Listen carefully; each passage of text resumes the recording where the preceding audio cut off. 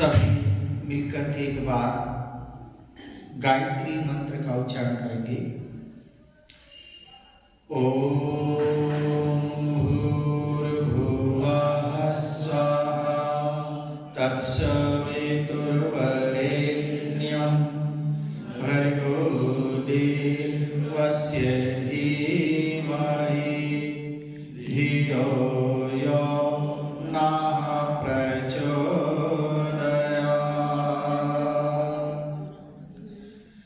ओम शांति शांति शांति।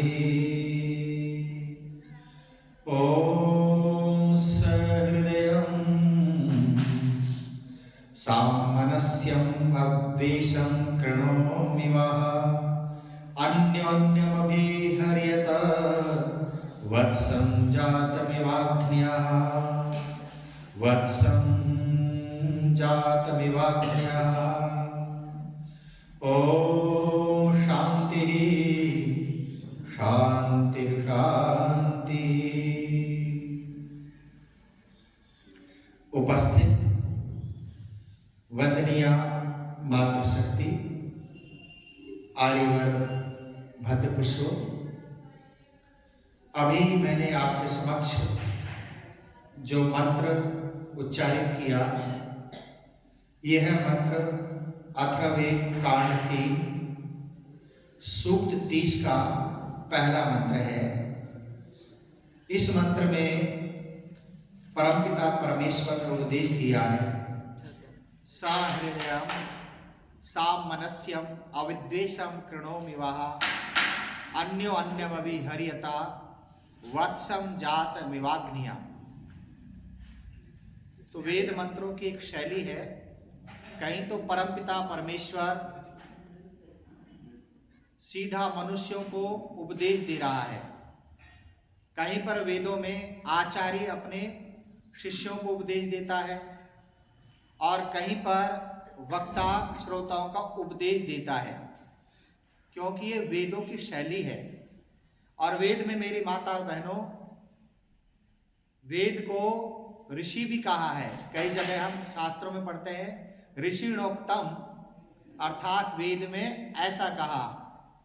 तो इस मंत्र में परमपिता परमेश्वर उपदेश दे रहा है कि मनुष्यों से हृदयम, मैं तुम्हें हृदय वाला बनाता हूं। फिर कहा साम मनस्यकम, मैं तुम्हें मन वाला, विचार वाला अर्थात बुद्धि वाला बनाता हूं। और कहा अविद्वेषम, मैं तुम्हें द्वेष रहित बनाता हूं। और अन्योन्यमभिहर्यता, एक मनुष्य के साथ दूसरे मनुष्यों का व्यवहार कैसा होना चाहिए। तो परमपिता परमेश्वर ने अपनी वेद वाणी में बहुत सुंदर उपदेश दिया और कहा कि जैसे एक गाय नवजात अपने बछड़े को प्यार करती है, इसी प्रकार मनुष्य का एक दूसरे के साथ क्या होना चाहिए, व्यवहार होना चाहिए। तो मेरी माता और बहनों, भद्रपुरुषों, आए इस मंत्र पर चिंतन करें और मनन करें। जब तक संसार के लोग इस मंत्र पर आचरण नहीं करेंगे, तो मानवता इसी प्रकार त्राहिमाम करती रहेगी। हमारे सामने सबसे पहले प्रश्न तो यह आता है, एक मनुष्य दूसरे मनुष्य के साथ ऐसा व्यवहार कब करेगा जब उसे यह पता चल जाएगा कि मनुष्य होता कौन है। आज तक 99% लोगों को यही पता नहीं है कि मनुष्य की परिभाषा क्या है। जब अपने ही विषय में नहीं जानता, तो फिर मनुष्य के साथ मनुष्यता का व्यवहार करेगा कैसे। आज मैं आपको बहुत ऊंची बात बताने जा रहा हूं, और ये स्वामी दयानंद की आत्मा से निकली हुई मनुष्य की परिभाषा है। तो ऋषि कहते हैं, सबसे पहले मनुष्य उसी को कहना जो मननशील होकर के स्वात्मवत अन्यों के सुख दुख हानि लाभ को समझे। स्वात्म अर्थ का अर्थ होता है अपनी आत्मा के समान, कि मनुष्य वही है जो अपनी आत्मा के समान दूसरे के सुख दुख हानि लाभ को समझेगा। और फिर कहा अन्यायकारी बलवान से भी ना डरे और धर्मात्मा निर्बल से भी डरता रहे। अन्यायकारी चाहे चक्रवर्ती राजा भी क्यों ना हो, गुणवान भी क्यों ना हो, सनाथ भी क्यों ना हो, उसका विरोध सदा किया करे। जहां तक हो सके वहां तक मेरी माता और बहनों धर्मात्माओं की बल को बढ़ाए, धर्मात्माओं की उन्नति चाहे, उनका प्रिय चरण चाहे। और अधर्मात्मा अन्यायकारी चाहे कितना भी बड़ा इंसान क्यों ना हो, उसके बल की हानि सदा करती रहना चाहिए। इस काम के लिए चाहे कितना भी दारुण दुख क्यों ना आए, चाहे प्राण भी बसे भले ही चले जाएं, परंतु मनुष्य रूपी धर्म से कभी भी पृथक ना हो। आज आप दिन में लालटेन लेकर के निकल जाओ और देखो ऐसा मनुष्य आपको संसार में कहां मिलेगा। आज ऐसे मनुष्य मिलेंगे जो अन्यायकारियों से, अत्याचारियों से हमेशा डरते हैं और धर्मात्माओं पर, निर्बल लोगों पर क्या करते हैं, अत्याचार करते हैं। यदि ऐसा मनुष्य बन जाए तो मेरी माता और बहनों, भद्र पुरुषों, संसार में कहीं भी कोई अन्याय नहीं होगा। तो इस मंत्र में बहुत सुंदर उपदेश परमपिता परमात्मा ने दिया है और कहा कि मैं तुम्हें कैसा बनाना चाहता हूं। कहा सहृदयम, मैं तुम्हें हृदय वाला बनाना चाहता हूं। मेरी माता और बहनों, भक्त पुरुषों, हृदय प्रतीक है प्रेम का। और कहा सहृदय सामनस्यम, मन किसका प्रतीक है, विचार का। मन प्रतीक है बुद्धि का। तो जहां ये वेद मंत्र ये कह रहा है कि मैं तुझे हृदय वाला बनाता हूं, तो भगवान कहता है मैं तुझे विचार वाला, बुद्धि वाला भी बनाता हूं। और अद्वेष्टा प्रतीक है विश्वहित की। मनुष्य हृदय वाला तो है लेकिन बुद्धि वाला नहीं है, तो विश्वहित में क्या पड़ेगी, बाधा पड़ेगी। जहां इंसान हृदय वाला हो, किसी को दिल से चाहने वाला हो, वहां उसके अंदर बुद्धि होना भी जरूरी है। एक मोटा सा उदाहरण आपको देते हैं। आपका कोई मित्र है और आपको वह हृदय से अतिशय प्रेम करता है। आप गहरी निद्रा में सो जाते हैं, आपकी नाक पर कोई मधुमक्खी आ जाती है और वह मित्र आपको हृदय से चाहता है। वह सोचता है कहीं ये मेरे मित्र को काट ना ले, इसकी रक्षा मुझे करनी चाहिए। अब मित्र है तो हृदय वाला लेकिन है बुद्धि शून्य। उसके पास पत्थर पड़ा हुआ था, पत्थर उठाया जोर से और नाक पर दे मारा। मधुमक्खी तो उड़ गई लेकिन नाक क्या हो गई, लहूलुहान हो गई, नाक घायल हो गई। तो इसलिए हमारे ऋषि कहते हैं कि ऐसा मित्र जीवन में क्या होता है, घातक होता है। इसलिए कहा नादान दोस्त से दाना दुश्मन अच्छा। कोई आपका यदि शत्रु भी है परंतु है बुद्धिमान और वह आपको अपने स्वार्थ के लिए प्रयोग करना चाहता है, तो याद रखना वह आपका नुकसान तो करेगा लेकिन बुद्धिमत्तापूर्ण करेगा। तो ऐसा व्यक्ति भी कुछ जिसके पास बुद्धि है वह विश्व हित में थोड़ा बहुत अपनी साझेदारी कर सकता है, लेकिन मूर्खता के कारण कभी भी देश में खतरा हो जाता है। बहुत सी माताएं बहनें मूर्खता युक्त अनुचित अपनी संतानों को प्यार करती हैं।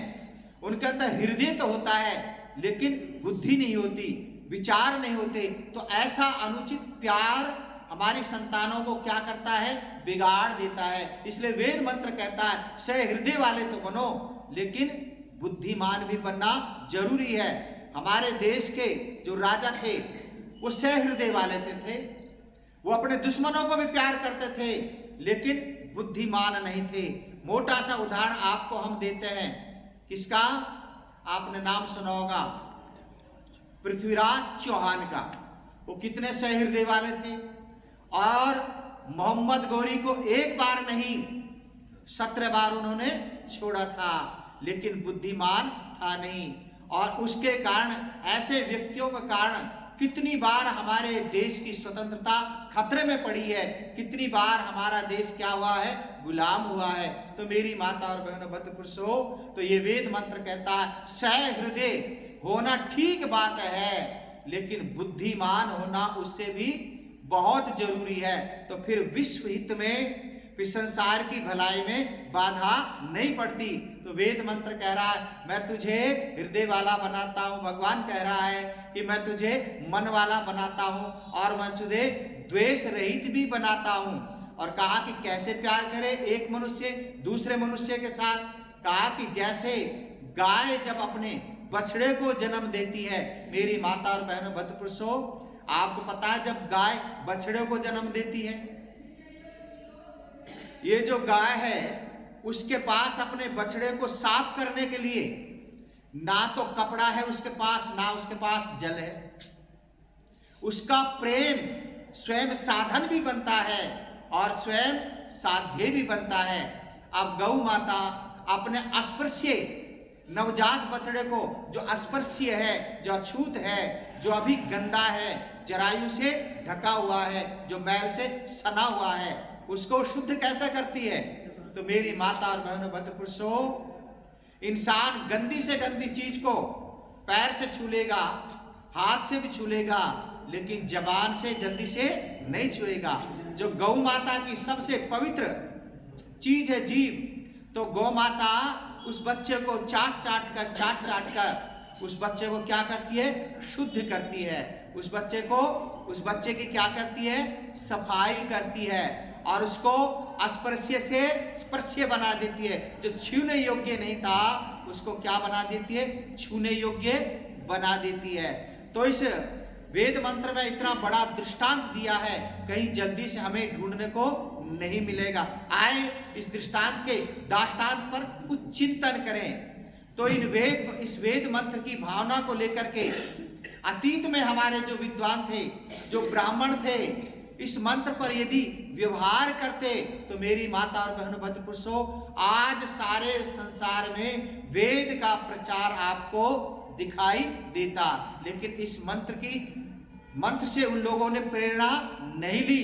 तो मेरी माता और बहनों भक्त पुरुषों, ये मंत्र क्या कहता है? ये मंत्र कहता है कि जो वेद विद्या है वह सभी के पास पहुंचानी चाहिए, और जो अछूत लोग हैं, जो छूने योग्य नहीं है, जो गंदे हैं, उनकी क्या करनी चाहिए? उनको पवित्रता पर विशेष ध्यान देना चाहिए।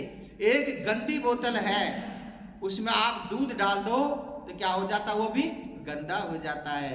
तो याद रखो, इसी प्रकार कोई इंसान है, वो गरीब है, आप उसको आर्थिक सहायता देना चाहते हैं, लेकिन आपने उनकी अंदर से शुद्धि नहीं की, उनको अंदर से पवित्र नहीं किया, उनके विचार नहीं बदले, तो याद रखना वे आपके धन का, आपकी आर्थिक सहायता का क्या करेंगे?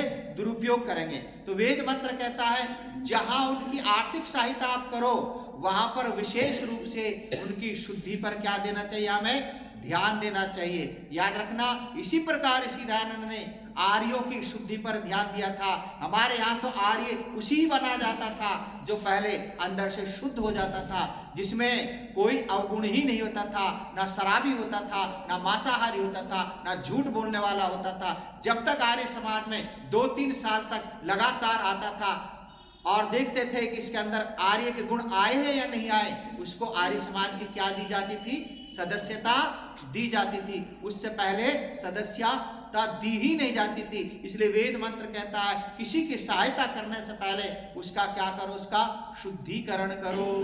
तो मेरी माता और बहनों भक्त पुरुषों, वेद भगवान स्वयं सबको वेद पढ़ने का अधिकार दे रहे हैं। और आया वेदों में यथे माम वाचम कल्याणी मावदानी जनेभ्यः ब्रह्मराजनभ्याय शूद्राय चार्याय स्वाय चारणाय। तो भगवान स्वयं कह रहा है यथे माम इमाम, कहा कि मैं अपनी इस कल्याण वेद वाणी का उपदेश सभी के लिए करता हूं। किसके लिए? ब्रह्मराजनभ्याम, ब्राह्मण के लिए, क्षत्रिय के लिए, वैश्य के लिए, और कहा शूद्र के लिए, अति शूद्र के लिए। परमपिता परमेश्वर ने, याद रखो, अपनी वेद वाणी का पढ़ने का अधिकार किसको दिया है? सबको दिया है। एक समय ऐसा आया कि कुछ विशेष लोगों ने वेद वाणी को अपने घर की बपौती समझ ली और वो केवल वेद का प्रचार अपने तक सीमित रखा। तो याद रखो, ऐसे लोग कभी भी इतिहास में धर्म प्रचारक नहीं हुए हैं, ऐसे लोग धर्म घातक रहे हैं। और जिन्होंने अपने मजहब का प्रचार किया, आप कुरान को लो, मुसलमानों ने कुरान पर श्रद्धा रख करके जो जंगली जातियां हैं, जहां पर हबशी लोग रहते हैं, वहां पर भी कुरान का क्या कर दिया, प्रचार कर दिया। तो मेरी माता और बहनों, भद्र पुरुषों, परमपिता परमात्मा की वायु सबके लिए है, भगवान का सूर्य सबके लिए है, जल सबके लिए है। भगवान के जितने भी सृष्टि में पदार्थ हैं वो परमपिता परमात्मा ने सभी को समान रूप में दिए हैं। तो इसी प्रकार वेद वाणी भी भगवान ने सबके लिए दी है। और यदि वेद वाणी परमपिता परमेश्वर सबको ना देता, जैसे स्त्रियों शूद्रों का विरोध किया कि इनको नहीं पढ़ाना चाहिए, तो ऋषि दयानंद वहां पर तर्क किया सत्यार प्रकाश में। वे कहते हैं यदि भगवान इनको वेद वाणी का अधिकार नहीं देता तो पहले तो इनके मुंह में जीभ ही नहीं बनाता जिससे बोला जाता है, और श्रोत इंद्रिय कान नहीं बनाया जाता। विद्या किससे प्राप्त करते हैं हम? वाणी से और स्रोत से। स्रोत से सुनते हैं और वाणी से बोलते हैं। यदि भगवान स्वयं इनका निषेध करता तो इनके शरीर में ये इंद्रिय ही नहीं बनाता। तो मेरी माता और बहनों, भद्र पुरुषों, तो मैं आपको बता रहा था, वेद मंत्र कह रहा है कि मैं तुझे सह हृदय वाला बनाता हूं, मैं तुझे मन वाला बनाता हूं, मैं तुझे बुद्धि वाला बनाता हूं। तो याद रखो। तो मेरी माता और बहनों, भद्र पुरुषों, इस मंत्र पर हमें चिंतन करना चाहिए और मनन करना चाहिए, और संसार में ज्यादा से ज्यादा वेद विद्या का प्रचार करना चाहिए।